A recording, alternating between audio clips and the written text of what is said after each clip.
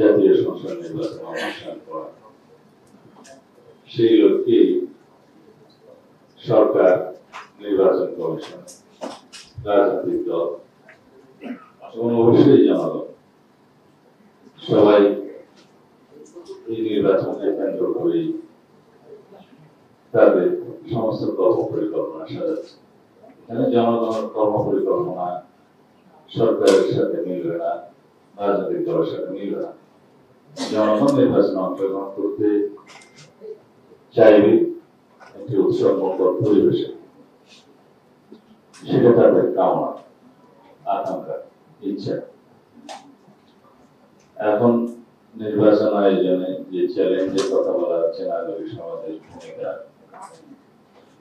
ভূমিকা এখানে প্রধানত নির্বাচন কমিশনের এবং সংবিধান অনুসারে, বাংলাদেশের সংবিধান অনুসারে নির্বাচন কমিশনকে যে ক্ষমতা এখনো দেয়া আছে, তাতে নির্বাচন কমিশন স্বাধীনভাবে নির্বাচন অনুষ্ঠানের জন্য সকল রকমের সহযোগিতা সকল কর্তৃপক্ষের কাছে চাইলে দিতে বাধ্য।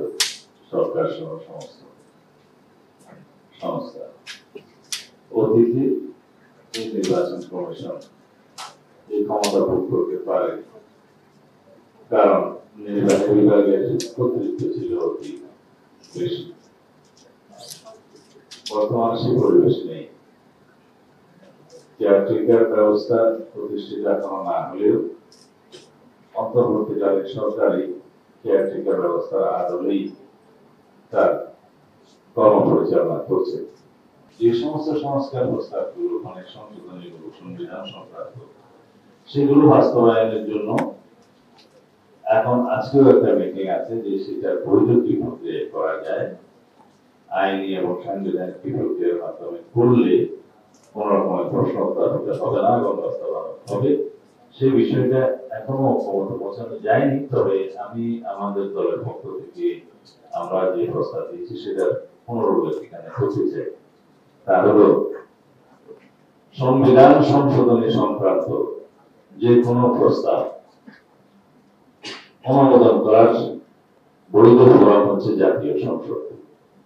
কিন্তু আমরা সেই সংবিধান সংশোধনী গুলো কি করব সেই বিষয়ে জাতীয় ঐক্যমত্যে পৌঁছাতে পারি আগে। সেটাই সংস্কার কমিশনের কাজ, সেটাই ঐক্যমত্য কমিশনের কাজ। এর বাইরে যদি কোনো বৈধ প্রক্রিয়া, বৈধ ফোরাম থাকে, সে বিষয়ে আলাপ আলোচনা হচ্ছে। সেটা আমরা আজকেও আলাপ আলোচনা করবো ঐক্যমত্য কমিশনে। যদি থাকে যে কোনো বৈধ আইনানুগ এবং সাংবিধানিক প্রক্রিয়ায় সেই সংবিধান সংশোধনে যদি কোনো পদ্ধতি বের করা যায়, তার সাথেও আমরা একমত। কিন্তু আমরা এমন কোনো উদাহরণ সৃষ্টি হতে দিতে চাই না যেটা জাতির সামনে একটা উদাহরণ হয়ে থাকবে যে এইরকম একটি প্রক্রিয়ার মধ্যে যে সংবিধান সংশোধনী হওয়া যায়, যেটা পরে একটু উপযুক্ত আদালতে চ্যালেঞ্জ হবে এবং হয়তো একটা প্রশ্নবিদ্ধ হিসাবে আমরা সেই সিদ্ধান্তকে পাবো, কিন্তু সেটা পরবর্তীতে রেটিফিকেশনের জন্য সমস্যা হবে জাতীয় সংসদে। কারণ সবকিছু জাতীয় সংসদে রেটিফাই করতে হবে, অনুমোদন হতে হবে এন্ড অফ দি ডে। অনেকে উদাহরণ দিয়ে বলেন যে জাস্টিস শাহাবুদ্দিন আহমেদের সময় তো সংবিধানে এটা ছিল না যে উনি প্রধান বিচারপতির পদে থেকে তাকে আবার ভাইস প্রেসিডেন্টের পদে নিয়োগ করা যাবে এবং ভারপ্রাপ্ত রাষ্ট্রপতি হবেন এবং নির্বাচন পরিচালনা করবেন।